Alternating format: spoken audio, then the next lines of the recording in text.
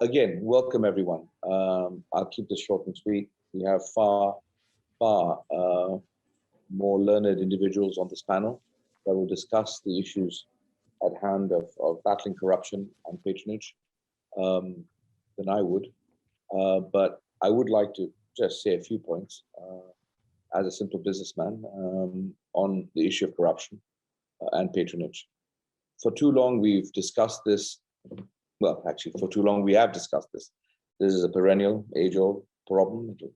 It's existed in time immemorial, probably from the caveman to today. It's just will always exist. Human nature being greedy, we will always want something more than what we have. We will always want to find a way of getting it faster, quicker, more. That is, I suppose, a different subject for a different time to discuss the complexity of human nature and how we temper greed. But I would like to say a few things now. As a businessman, I often hear the words, necessary evil, that oiling the wheels of industry is important. Oiling the wheels of government is important for businessmen because things get done, things move forward, and the economy rises. That's the biggest amount of horseshit I've heard in my life. It does not. Too much oil breaks down an engine.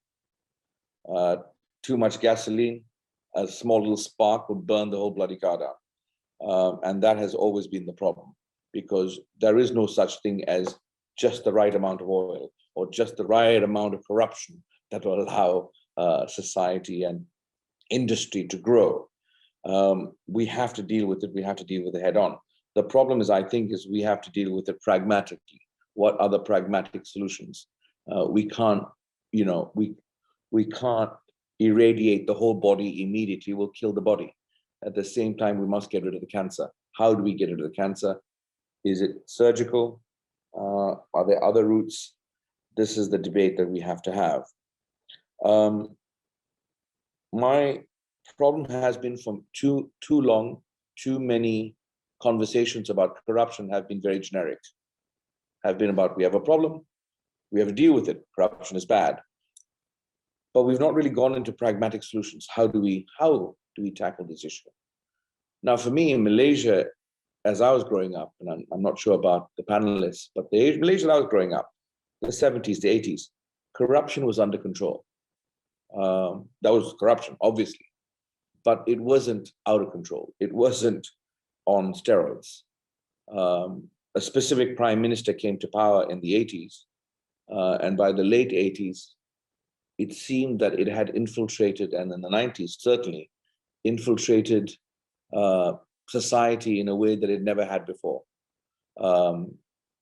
Whether it was the civil service, the government, businesses, the economy in general.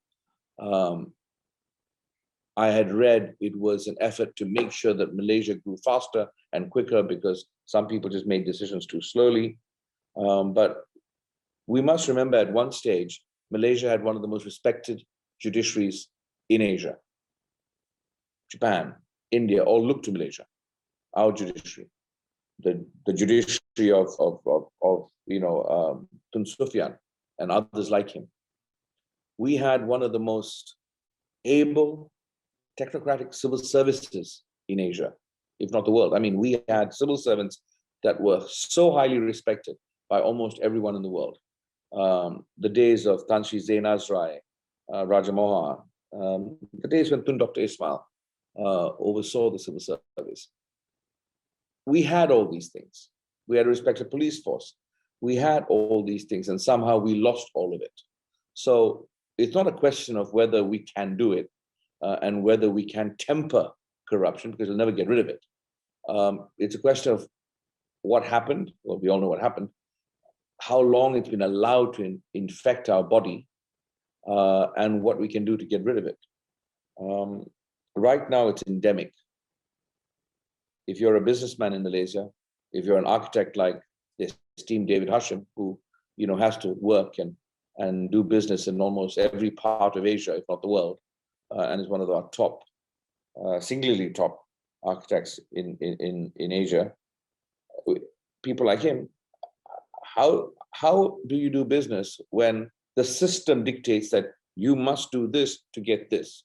If you don't do this, 10 other people will do this because that's just the way it's done. If you don't pay a certain amount to this individual who has to handle X, Y, and Z, then why even bid for a project? Because you know what? Everyone else is going to have to pay or do X, Y, and Z. It's endemic. It's in the whole system. How do we get rid of it? And that's what I'm hoping today all of you learned individuals will discuss, because we need to find a way, or we will, you know, we will kill ourselves. Our country, because of the pandemic, because of political incompetence, because of political greed, because of economic greed, we're on the precipice. We're a nation that's been blessed by God with more wealth than any other country in the world should have, whether it's rubber, palm oil, timber, gold, silver, land. I mean, an intelligent workforce, intelligent citizenry, multiracial, multi-ethnic, multilingual, multicultural, without really major natural disasters like most other countries have to face. And yet, we specialize in screwing ourselves. We specialize in just, doing anything possible to bring our country down. And this may be a failure in leadership, but I would say it'd be a failure in leadership across the board, because it doesn't work at just the workers level. We can't solve a problem without the head dealing with it and being willing to deal with it. Whether it's me as chairman of PETRA, whether it's the prime minister, whether it's the IGP for the police, whether it's anything really, the head needs to decide and be willing to go forward. It's not good enough that they're just good people. They have to have the will and resolve to fix the problem all the way down. That's what it takes. It's not enough to be an honest man. It's not enough to be a good man. It's not even enough just to be a courageous man. You have to have the will to fix it. And that's what this country needs right now. We have no alternative. And we must be holistic. We can't complain that the police force or there's corruption, is corrupt, without looking at the overall problem. If you pay a policeman just 1,500 ringgit a month, and he has to take care of a family of 5, how does he survive? How do you give him dignity? So it's the same with the civil service.